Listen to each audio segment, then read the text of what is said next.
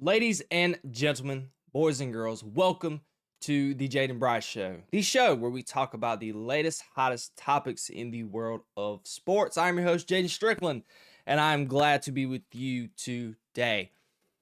You could probably tell I'm not in a great mood. I'm not in the best moods of all time because of the horrific, and I mean absolutely horrific game that we had to witness yesterday.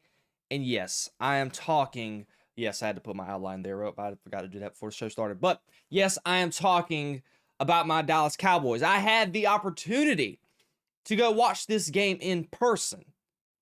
So I was up front and center at Panther Stadium, Bank of America Stadium in Charlotte, North Carolina, to witness the tragedy that I watched yesterday. We'll get in depth with that. We are also going to discuss last night's game of Sunday Night Football between the Lions and the Chiefs, and I'm going to talk about an old game. I'm going to talk about Thursday night's action between the Eagles and the Giants because it was a big game, and it was one of my favorite games to watch of the weekend because of what happened and the whole, the idea behind the game of what happened in totality behind the background stories pretty much of that game. I wanted to talk about more football. Obviously, with me being at the Panthers game and being present, I didn't get the chance to really watch a lot of the games, specifically the 1 o'clock window yesterday. And the 4 o'clock window was absolutely abysmal for me and boring.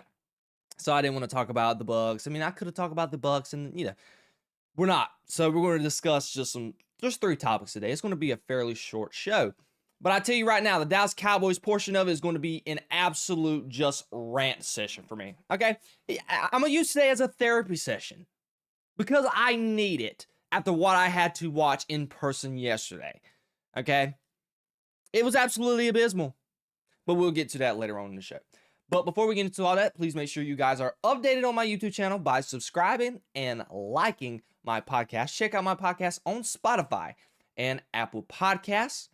And of course, ladies and gentlemen, subscribe and let's get right to the show. And we're going to go ahead and start it off here. Going into this game, and we'll see it in my lower third, never buckled up.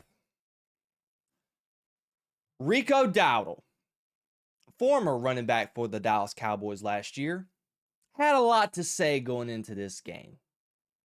He made the threat off of his big game last week against the Miami Dolphins. He had 200 scrimmage yards, had a historic performance, and he was basically feeling himself. And he basically told the Dallas Cowboys, you know what, guys?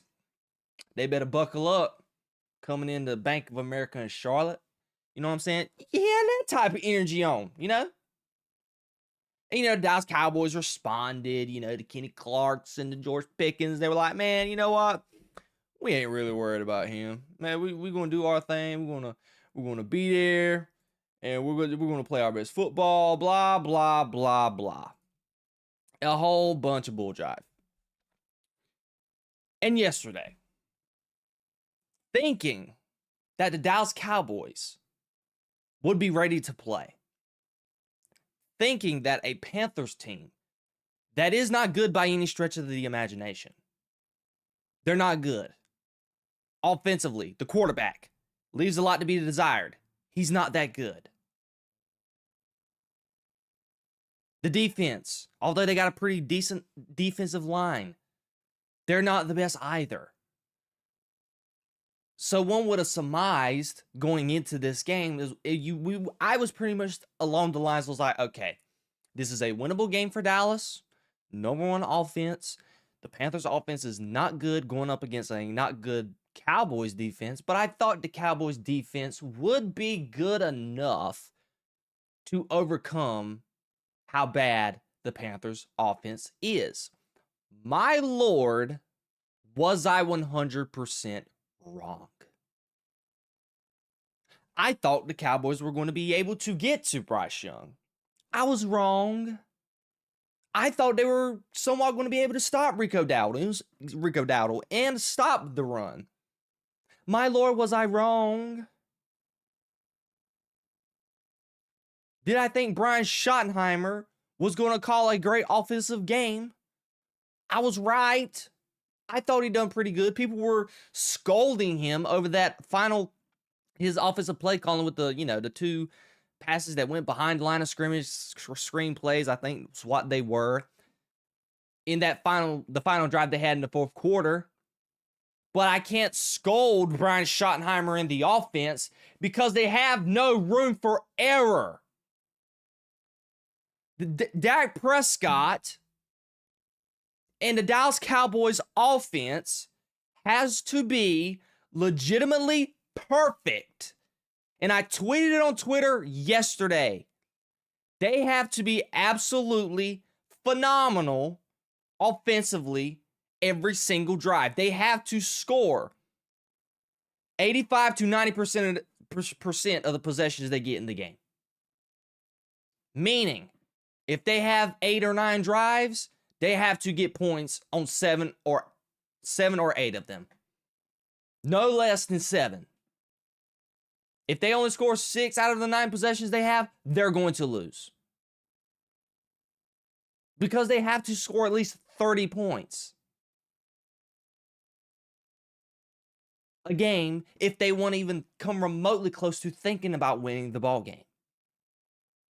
Yesterday, I thought the offense was very well and played very well. Dak Prescott, 25 for 34, 261 yards, didn't turn the ball over, threw 3 touchdown passes and made huge plays, big 4th down conversions, the slant route to George Pickens, checking out of it, throwing that slant, big 3rd down plays. I thought Dak Prescott played well again and played well enough to win the ball game. The Dak Prescott who is supposed to be in the MVP conversations, but we cannot put him in that light because of how atrocious this team is defensively. Couldn't even run the football, not even remotely. Javonte Williams, he's rushing for over 5 yards a carry on the season. He was like the 3rd leading rusher going into week 6. He was non-existent yesterday. He had 13 carries for 29 yards. What about the receiving? George Pickens, another huge game. He had 9 catches on 11 targets. He had 168 yards and made big plays all day. Jake Ferguson made a couple, he didn't get a lot of receptions yesterday, but he made big plays when he needed to make them that moved the chains. And Ryan Flournoy continues to show why he is a viable number 4 receiver once Cavante Turpin and CeeDee Lamb comes back. And that is a person and a player that they can lean on in the future. Offensive line, they played pretty okay. Couldn't get nothing going in the run game, but I thought they did a good job protecting Dak Prescott. But now let's just go ahead and move on to the defense. Defensively, this is one of the worst teams I've ever witnessed in my life. And it's not even close, ladies and gentlemen. It is not even close. Me personally, I think Mike Nolan's defense might have been a little bit more easier to digest, even though that one was just as bad. But this defense is horrific. The 4th down play call that Matt Eberflus made, Deron Bland in the slot, guarding Hunter Renfrow on 4th down. It's like 4th and 3, 4th and 2, and he's playing 10 yards off of him, and all Hunter Renfrow had to do was run a one yard slant, catch the ball really fast, and they convert the sticks, and they win the ball game. That is an indictment against your defensive coordinator, setting your team up to fail. Another week of receivers running free, being wide open. Tedero McMillan getting behind the defense. Rico Dowdle, the 1 reception touchdown that he had. It is the same thing that has been going on game in and game out defensively. And it is so frustrating for me today to talk about it because I got to be honest to the audience. Watching this in person is 100 times worse than watching it on TV. Like, it is just absolutely depressing. I don't know if it's just because you're in the atmosphere, you have people around with you to react to things that happen throughout the game. I don't 100% know. I'm just basing this off of my emotions coming out of the game and leaving the stadium. And the thing that I kept saying and that was recurring in my head each time, every step that I was taking towards my vehicle after leaving the stadium, I kept saying these exact words. I don't know how, as the owner and the GM, anybody responsible for the hiring process and the hiring decision makings and firing, we know it's Jerry Jones and everyone else involved. I don't know how you can watch that week in. I don't know how not weekend. I don't know how you've been able to watch this defense for the past 6 weeks. I couldn't do it. I would absolutely lose my mind having to watch this defense every week. Do you know how demoralizing it was yesterday to sit and watch Rico Dowdle do what he did yesterday? And this is nothing against Rico Dowdle. I think he's a pretty good player. But any player can do what Rico Dowdle did yesterday when he wasn't touched. I mean, he was not touched until he was 7 yards down the field. Rico Dowdle carried the ball 30 times. Bryce Young only threw the football 25 times. And I'm telling you, watching that in person, it felt like Bryce Young barely even dropped back to pass. Just sitting, and I was sitting there with Dad. I'm like, when's the last time Bryce Young's passed the ball? And I'm thinking about it now, just thinking about just seeing Bryce Young drop back to pass. I'm sitting like, when is the last time Bryce Young dropped back to pass? It's just because we did not get pressure on Bryce Young, non-existent. He had all day to sit back and throw the ball. And here was a very appalling stat that was posted on Twitter by Pro Football Focus. Bryce Young, when trailing versus the Cowboys yesterday, was 10 for 10 passing, 125 yards. He threw 3 touchdown passes, and he had a perfect passer rating of 158.3. That in itself is absolutely abysmal and god-awful. A Bryce Young who has struggled going into his 3rd year as the starting quarterback for the Carolina Panthers. And I want Bryce Young to succeed. I think he has the intangibles to be a good quarterback because we've seen the Sam Darnolds and the Baker Mayfields leave Carolina and have success. I don't think this offense is relatively built for Bryce Young to have success. But I don't think Carolina even yesterday did anything remotely fancy yesterday. I mean, it was pretty much a lackluster, conservative offensive game plan. We're going to have Bryce Young throwing the ball 25 times.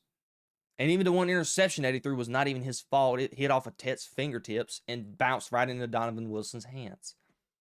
But let's give the ball to Rico Dowdle 30 times and continue to run it, and get as many yards as we want to on offense. It doesn't show here on my stats. I don't understand why. Maybe because I don't have the app.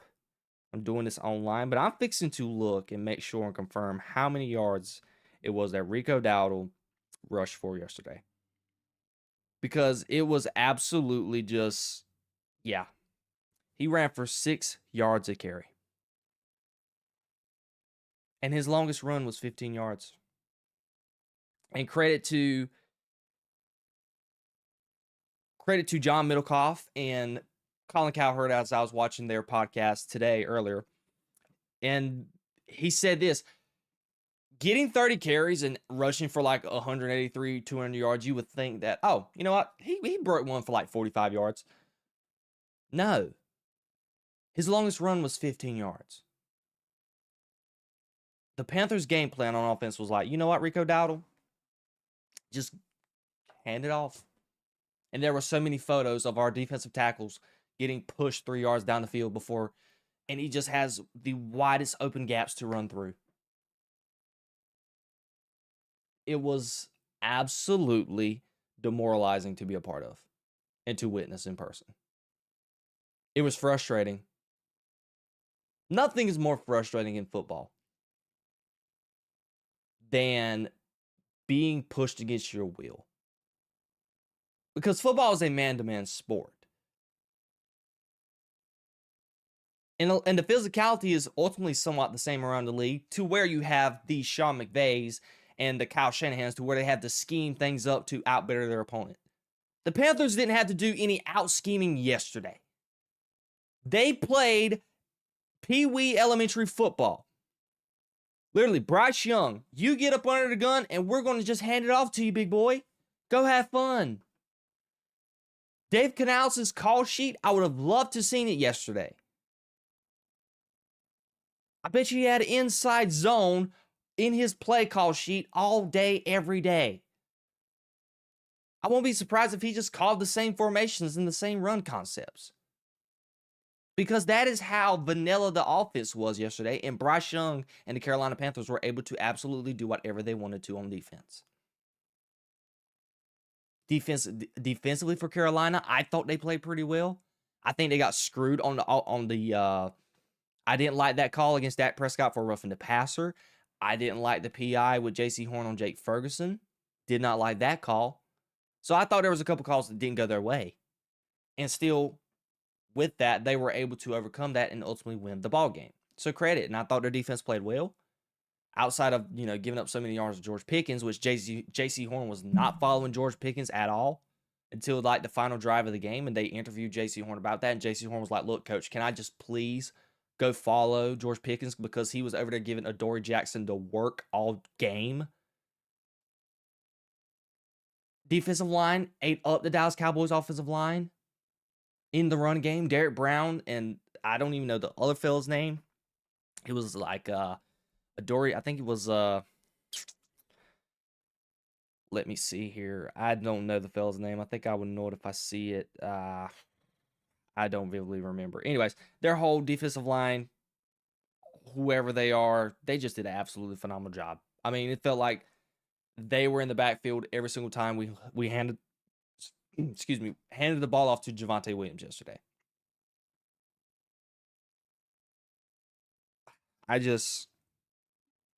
And to answer the question, now that we've got the analysis over with, and to bring, Donovan Wilson, just one more thing. Donovan Wilson, I don't know how he's going to be on a football team after this year with the Dallas Cowboys. I posted it on Twitter as well. I was saying, like, I promise you, when Donovan Wilson is eventually not part of the Dallas Cowboys no more at any point, there's nobody in the league going to pick this guy up. He cannot play. Outside of being able to be a box safety, he is Jamal Adams 2.0, but the washed, terrible version of Jamal Adams. Unless he's playing a hybrid linebacker role, he cannot play football. He cannot cover anybody. He is legitimately the reason why Tetairoa McMillan had the 2 touchdowns that he had. Because both of them were on Donovan Wilson. But I digress. We're not going to get that deep into that. But let's answer the question. Are the Dallas Cowboys Super Bowl contenders? Or is the Cowboys season over in general? I have this question up, and I've just had the rants for so long, and I've not even got to my general question of the segment. Is the Cowboys season over? Absolutely. Absolutely. With no shadow of a doubt. I didn't have the highest expectations going into this season. Before the Micah Parsons trade even happened, I thought the Cowboys could have won 9 games, 10 games. Even after the Micah Parsons trade, I felt the same. And I'll make one little comment about the Micah Parsons trade after I get my last take in here. But even after that, I thought they could have still won that. But what I've seen through 6 weeks, I don't think this team is going to win 7 games at the most. You've let Russell Wilson look like the second coming of Joe Montana. You made Caleb Williams, a guy who has struggled and has not played he's played decent this year, but it's still not to his full capabilities. You made him look like the second coming of Joe Montana. And then yesterday, a kid in Bryce Young, who so far in his stint at Carolina has been worse, that you can argue, than Caleb Williams' stint so far in Chicago. And yesterday, He looked like he was a 10-year NFL vet, and he's been doing it for a long time, all-star and Pro Bowler. Sorry, not all-star, but just Pro Bowler. So you've made those quarterbacks look absolutely phenomenal, and yet you lose the game. And the teams that you beat a New York Giants team that you had to go down to the wire with in overtime. You could have lost that game if it wasn't for your kicker making a 60-yard field goal, 60-plus yard field goal, might I add. I think it was 64. And you beat a New York Jets team, which we will talk about them in another day. I might talk about them tomorrow, but they're absolutely abysmal in their own right. They had negative 10 passing yards yesterday, but we'll say that to another degree, but they're absolutely horrendous. So those are the two ball clubs that you have beat, and you tied with a Green Bay Packers team because of all the external circumstances and all that other stuff with the Micah Parsons thing, and everybody was motivated to play, and that is that. But let's continue to look at their schedule for the rest of the season. And this is why they're cooked. You still have to play Jayden Daniels. You have to play a streaky Bo Nix, which if Caleb Williams and Bo Nix and Russell Wilson, Bryce Young, and Caleb Williams is able to have a day against this Cowboys defense, what do you think Bo Nix and the Broncos are going to do? That's a loss. So your next two games you're going to lose, which will put you at what? 2-5-1? Yeah, not a good record. You got to play possibly Kyler Murray, but even Jacoby Brissett was able to do a job yesterday against that Colts defense. So what do you think they could possibly do against this Cowboys defense? That's probably another loss. What about Las Vegas and Geno Smith? They're streaky as well. Geno Smith with Brock Bowers and everybody fully healthy, he can put up some points too.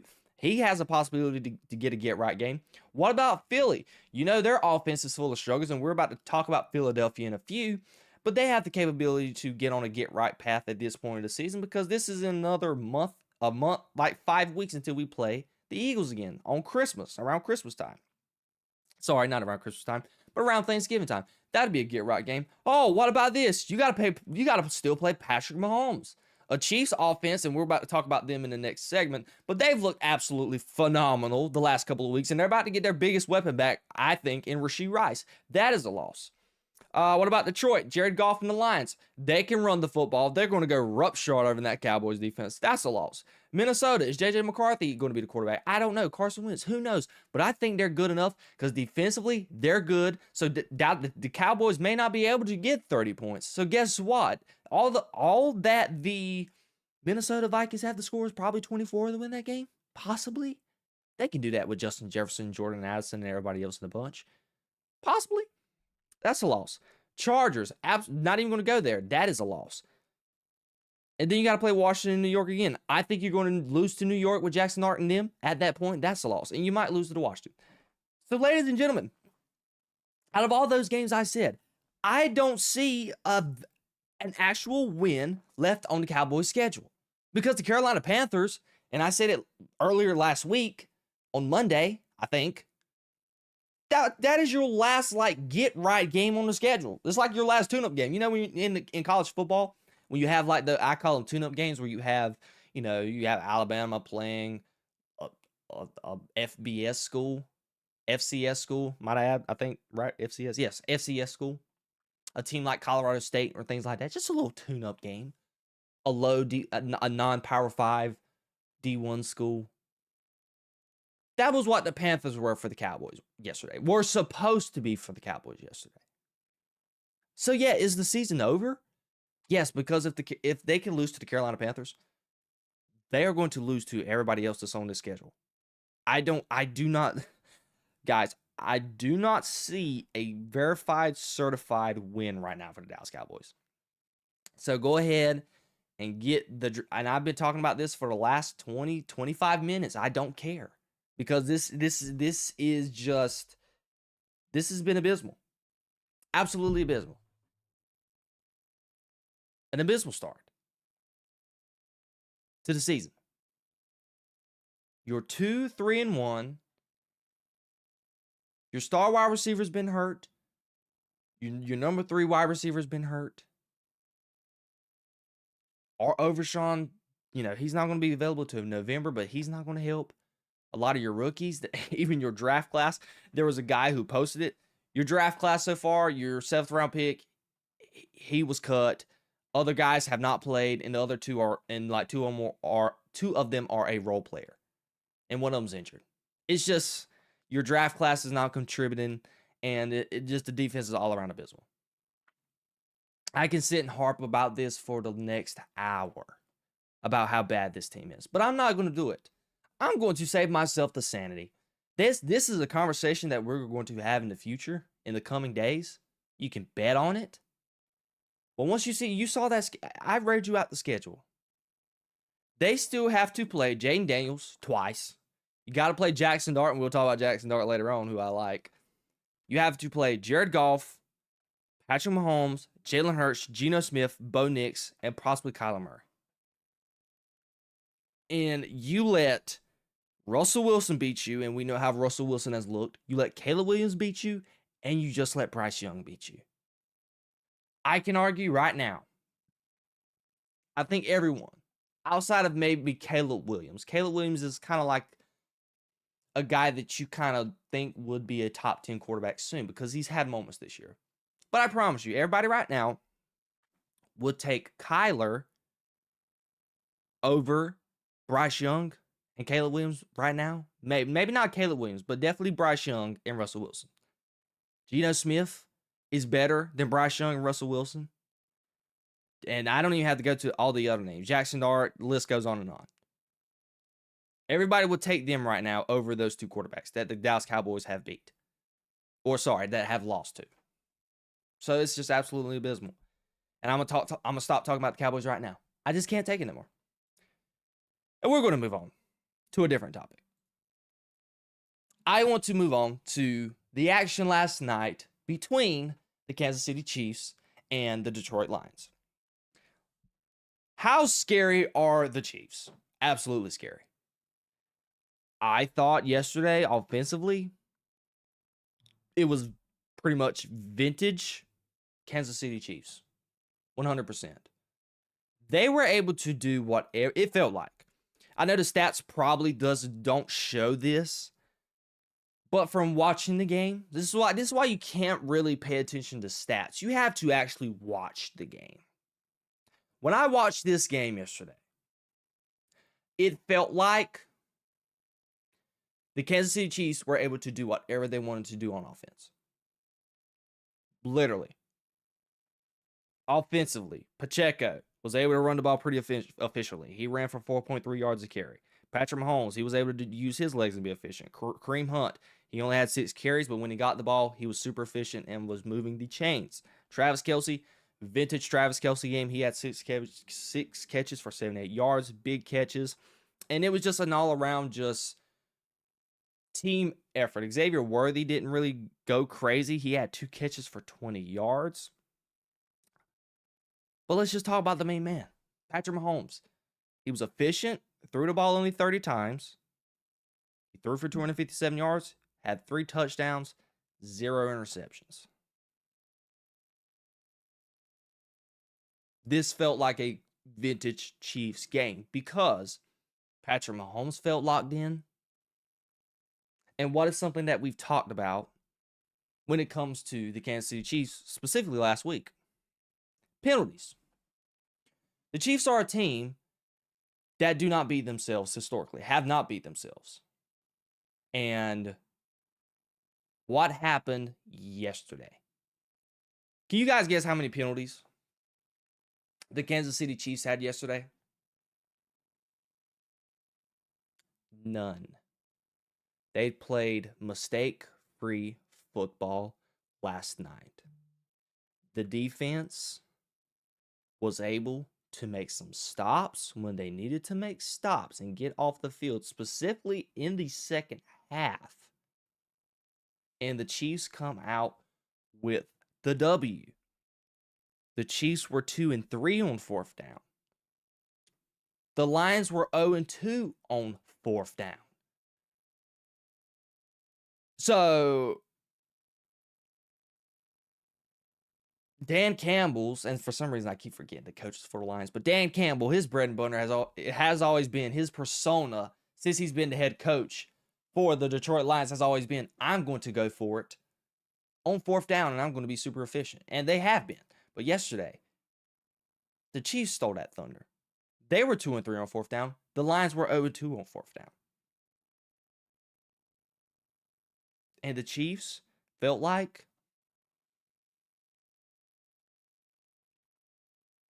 they were able to take advantage of the mistakes that the Lions were making. And this is something we'll get to the Lions. The Lions could not get off the field on fourth down defensively. Because when they got the Chiefs to fourth down, either the Chiefs would convert on a big Patrick Mahomes play, or the Lions would make a back-breaking penalty and commit a back-breaking penalty. And they made a lot of mental errors.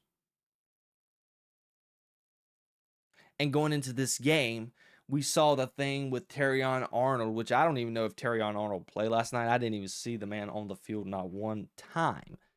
But Terrion Arnold, he poked the bear a little bit and posted the meme of the Undertaker, the famous Undertaker meme when everything, Undertaker sitting behind a person getting ready to do his famous finisher move and, defeat his opponent. So Terrion Arnold posted that with Dan Campbell and Patrick Mahomes on Twitter before the game yesterday. And he kind of poked the bear because Patrick Mahomes felt like he was super competitive yesterday. And it felt like Pat Mahomes, vintage Patrick Mahomes, best quarterback in the league, Patrick Mahomes. He had all the kind of external motivation to want to play his best and compete at a high level. And that's what he did yesterday. He did whatever he wanted to do to the Lions. But let's get to the Lions. They made some mental errors. They couldn't get off the field on third down. They did a good job getting to Patrick Mahomes. They sacked him 3 times, if I stand corrected. Let me make sure. Yeah, they sacked Mahomes 3 times for 14 yards. So they were able to get there. It's just they couldn't get off the field on third down, and they made a lot of mental errors on defense. They had the one pass in the roughing the passer penalty that David Hutchinson committed that was really boneheaded. And the list goes on and on and on. But I'm not ultimately concerned about the Lions because I think they would be fine. I didn't think Jared Goff played bad yesterday. I thought he had a relatively good game. We look at the stats here. Goff was 23 for 29, 2 touchdowns, 0 picks. He threw a phenomenal football there to the end zone to Sam Laporta. J-Mo, the offense to me felt pretty good. They were pretty stagnant in the second half because they had a lot of mistakes. Amon-Ra St. Brown dropped that ball there on fourth down. That was a huge play. But I think they were fine because they were able to still do what they can do. They were able to still run the football. They ran for 4.3 yards a carry. They just made a couple of errors, and it forced them to lose the ball game. So I'm not concerned about the Lions. I think they're going to be good. Just what concerns me is this defense. I don't think they have the best rush defense, and they can be had on the back end. They really can, specifically at corner. I don't think Terrion Arnold, he's a little inconsistent, but I don't think the Lions have that lockdown corner to where when they play a team that is deep at wide receiver, they can be had on the back end. And unless they can get Aleem McNeil back at defensive tackle, you're going to be able to pretty much run the ball pretty efficiently against the Lions. Because yesterday, Pacheco ran for 4.3 yards a carry. It felt like every run that he made was absolutely demoralizing. They could not get a stop. It felt like, even though it says 4.3 yards a carry, to bring context, it felt like Pacheco, every time he touched the ball, was getting 6, 7, 8 yards a carry every time he touched the rock.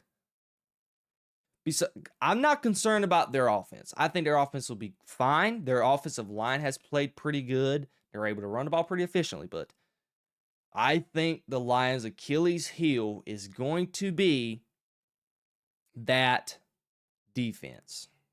So, my takeaway from last night is the Chiefs are scary. They are back, potentially. They get Rashee Rice next week. So they're adding another element to Patrick Mahomes' greatness, to his offensive prowess, to his offensive craft, whatever type of word you want to use. I don't think neither one of them words are the words I wanted to use, but he's adding another weapon. Here we go. He's adding another weapon into his arsenal. That sounds 100% better than what I just said a while ago, because that was what I said a while ago was absolutely abysmal. But I enjoyed watching this game, and it was a fun watch. Great team and great football. It was great to finally end this game, end the night on this game, because of how egregiously bad the slate is this week. And it's something that I'm gonna have a small rant about. Why is it that we get that horrendous slate that we got yesterday of games?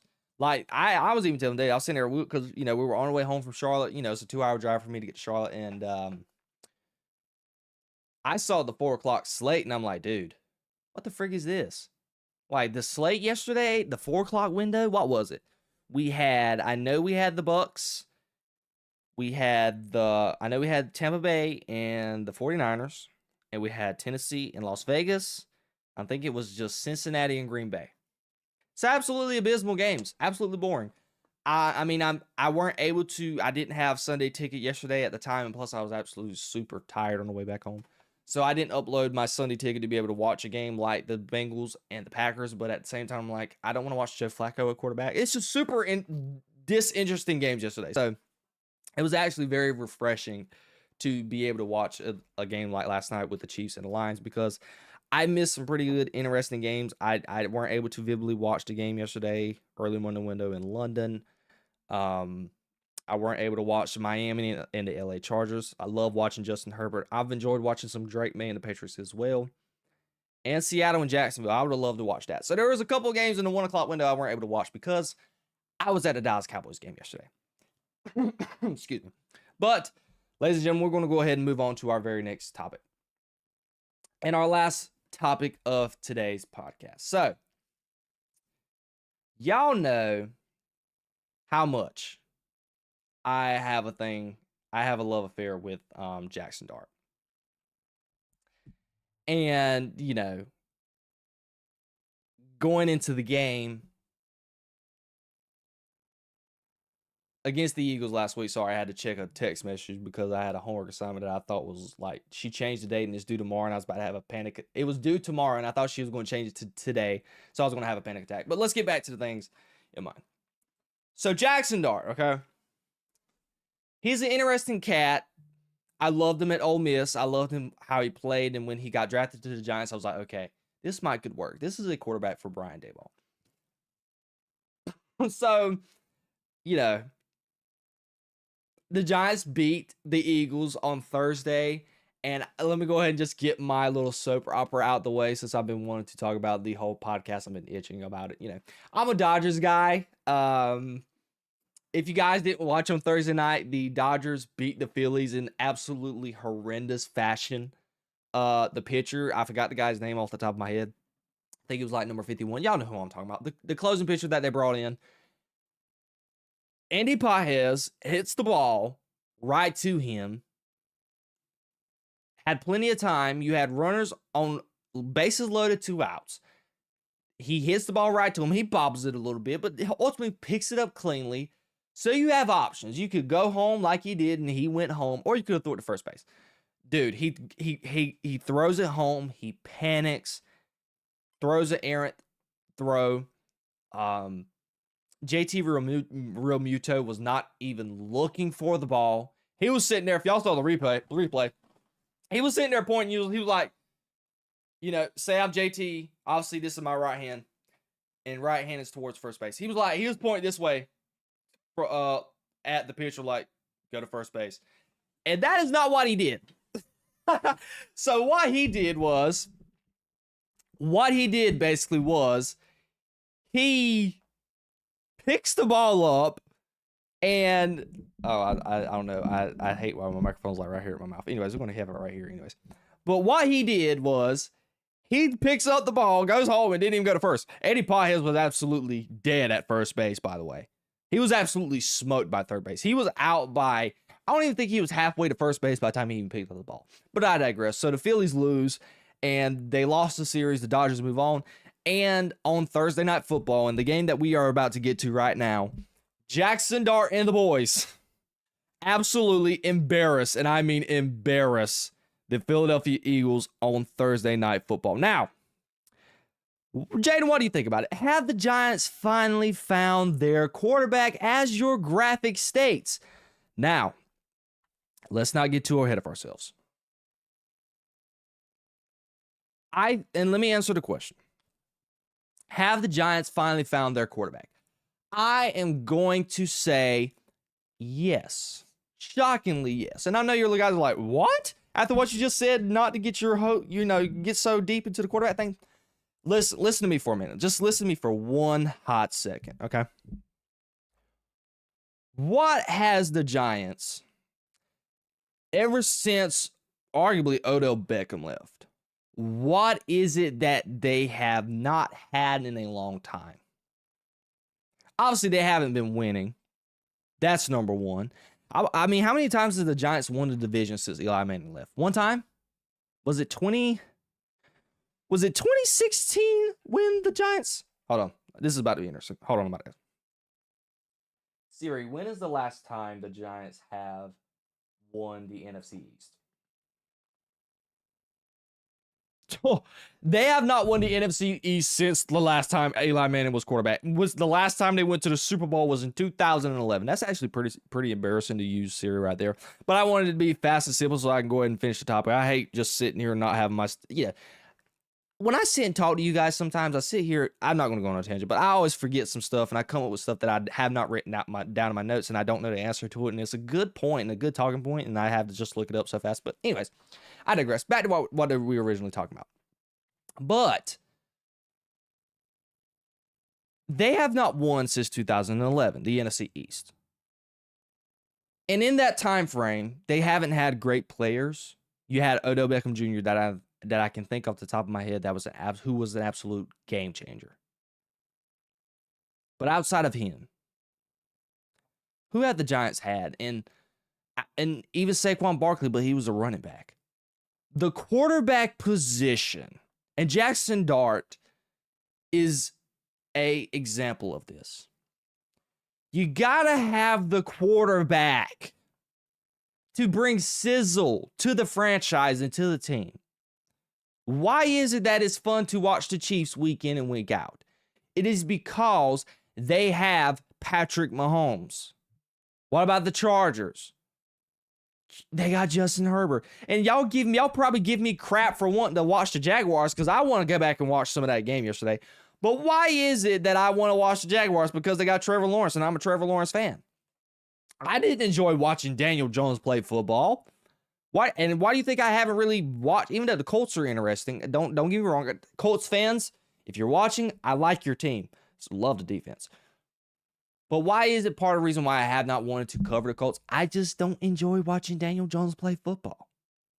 And obviously I'm going to watch the Cowboys because I'm a Cowboys fan. I watch the Eagles because I enjoy watching Jalen Hurts to a certain degree because he's a pretty interesting player to watch, even though he has moments and stints, which we're about to talk about Jalen in a minute. He has moments and stints where he just wants to not, whatever. What about the Commanders? Jayden Daniels. So far with the Patriots. Why do I want to watch the Patriots? I want to watch some Drake May. So the reason why the Giants have not been fun to watch is because they have no sizzle. And more like a long story, long answer. Long story, long answer, because that story that whole tangent I went on was not short by any means. So to get to the answer, have the Giants finally found their quarterback? Yes. And the reason that they finally have some sizzle to them. The Giants are actually watchable. And they have something you want to watch and cheer for. Did you guys literally see the Giants crowd in the little moment where Jackson Dart got concussed and he had to go to the tent, and then Russell Wilson comes back on the field? Did you see the boos that were happening and going on during that time frame? That was absolutely egregious to watch. And that is an indictment on Russell Wilson and how just how the Giants fan has been clamoring for something nice to cheer about. That was an indictment against Russ. To when Jackson Dart went out and they're in the investigation right now to possibly they violated the concussion protocol. I'm over here sluttering my words because it's so exciting to talk about. I love Jackson Dart, but and I enjoyed Thursday night too because it was fun. The Eagles lost. I mean, come on, that's enough to be happy about. Even though my Cowboys lost, and then whatever. But anyways, the Brian Daboll, when Jackson Dart got concussed, Brian Daboll looked like his job was just on the line and like he was just desperate for Jackson Dart to come back on the field. Did you guys see what Brian Daboll was doing? He was in the medical tent, like he was kind of like, "Are you okay? Is anything wrong?" It's like it was Brian Daboll, like Jackson Dart is Brian Daboll's girlfriend, literally. Like that man, Jackson Dart's Brian Daboll's entire career is on the hands of Jackson Dart. And if that man was not healthy, Brian Daboll pretty much knows his NFL coaching career might be cooked as a head coach. Now, he's definitely going to get an offensive coordinator job. But, that's that. But when you see what happened when Russell Wilson was able to get on the field and you saw the boos and you heard the boos as soon as he stepped on the field, and then when Jackson Dart was back and he was on the field and all the cheers and stuff that was happening, that is the type of effect a quarterback can have, a franchise quarterback. That is the type of impact that he can make on a franchise and on a city and a fan base.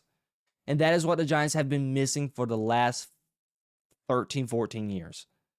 Ever since Eli Manning and then went to the Super Bowl. You had the Odell Beckham Jr.'s, you had Saquon, but they never have got the quarterback position right. And they finally got it in Jackson Dart. Now, I'm not jumping on the Jackson Dart train just yet because I have to see more. I feel like, to me, Jackson Dart puts himself and his body in too much danger. He needs to learn how to better protect himself. I want to see him get better at being a more efficient passer of the football. And I think he was efficient. He was 17 for 25, 195, 1 TD, 1 interception. But, we said the same thing about C.J. Stroud last year or the year before that because this is C.J. Stroud's third year. What happens when they actually get film on you? How are you going to be? Are you going to still be able to take and advance that next step? I don't know if Jackson Dart is going to be able to do that. But Jackson Dart is moving into a positive direction. He's playing great. Given the circumstances that he's been put in, he's playing great football. And he exposed a team like the Eagles, and we're about to get to them in a minute, last night. What about another cat? And another reason why the Giants have some flavor and like they're kind of interesting to watch. What about this kid, Scatterboo? Cam Scatterboo. And yes, I guess it's called Scatterboo now because they're calling him Scatterboo, Scatterbo, whatever you want to call him. He's absolutely phenomenal. He was running roughshod over the Eagles on Thursday night. He had 19 carries for 98 yards, 5.2 yards a carry. He only had 19 carries, which is actually pretty good to see. But guys, I don't want to get too far on Scatterboo too. I think Scatterboo is going to be a good running back for the future. And I think it is an absolute it makes no sense that he even fell to the fourth round. If all you had to do was go back and turn on the college football playoff against Texas last year and just watch the man play on live television on that big stage. He was balling. I don't know how he got dropped as far as he did, but he did. But we saw the type of flavor that the man possesses and that he could add to the Giants franchise. But I don't know if his play style is going to be able to last because he takes a lot of hits and a lot of punishment. The only guy that I know that has been able to play that way and still be in top tier shape and top tier health has been Derrick Henry. He is the only guy that I know. that has been able to withstand that type of punishment over the duration of his career. But you got to compare Derrick Henry's body type to Cam Scatterboo. Derrick Henry is built like a freaking Mack truck. The guy is a physical specimen, not of this earth. That is who we're talking about in Derrick Henry. Just look at him. The guy's massive. And as Scatterboo took his shirt off, he's a pretty good-looking guy. I mean, he's in good shape. But he's not no Derrick Henry. So I don't know if his body type and I don't know how long his career of how elite play, if he can play as elite as he's been playing so far for more than maybe 5 years. But it's an exciting story, and it's an exciting type of environment to have in New York when you have a guy playing like this. And you couple that with Jackson Dart, and then you have this new combo that they're really leaning on. And I think I can pull it up right here. I didn't save the picture, but let me get it for you guys. Hold on. I'm gonna get it.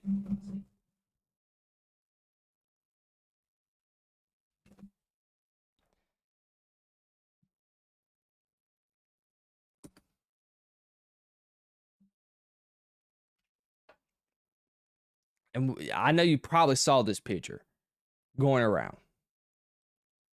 This picture right here. This should be it. This picture right here in itself is just enough of evidence. Like, the Giants really have swagger, and they're interesting, and they have flavor. And that is good for the Giants fan base. That's good for the New York market. And it's good for the NFL. Because this dynamic that these dudes are trying to bring, and it's in this picture itself. This is what the Giants have been missing for the longest time, and they finally got it, and they're interesting. And they're playing good football. So what does that say? To answer the question, I think possibly, yeah, the Giants might have found their quarterback. Now, let's move on to the Philadelphia Eagles. Guys, it doesn't take any type of analyzing or anything to sugarcoat this, but the Philadelphia Eagles offense is absolutely pathetic. And let's put an emphasis on that. They are absolutely horrific and pathetic. They scored no points in the second half. They have been throughout the duration of this season. They have been absolutely abysmal to watch. They have a boring offense. It is bland. AJ Brown, he's had his frustrations throughout the season so far. Rightfully so. And we've seen the videos, and we see during the games, not during the videos, but we see during the game of him running these bull jive routes. It's either a slant, a 5-yard curl, a go route. He runs the same 3 to 4 routes on every single play, it feels like. Jalen Hurts is never under center. Everything seems to be in the gun. Saquon Barkley, they have not been able to run the ball. And I know it says Saquon Barkley rushed for 12 carries for 58 yards, but one of those were off of a big run. If I'm not, yeah, the long run was 18 yards. Take that away. Let's just do some math right quick. Take away the 18-yard run. So he had 11 carries for 40 yards.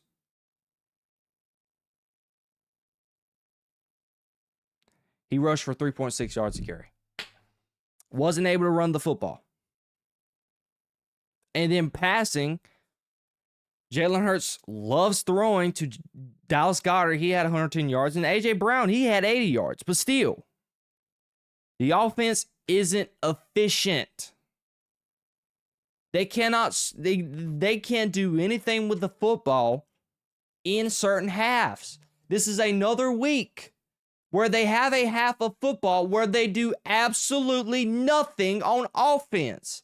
It is mind-boggling, and I don't understand it. Jalen Hurts missed Devontae Smith in the first half.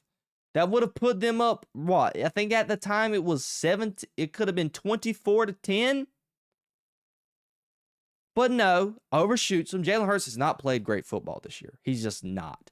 Outside of the little stint in the first half against Dallas, it's like Jalen Hurts has had halves. He had the first half against Dallas, and he had the half against the Rams. But outside of that, I am here to tell you, I don't think Jalen Hurts has played great football this year at all. And then Jalen Hurts threw that egregious interception off on the corner of the sideline for a pick six when he had A.J. Brown wide open in the middle of the field. Jalen Hurts and Dak Prescott, you can say, have the same sentiment. They're not athletically these super phenomenal quarterbacks to the point to where they cannot use their arm to win a ball game.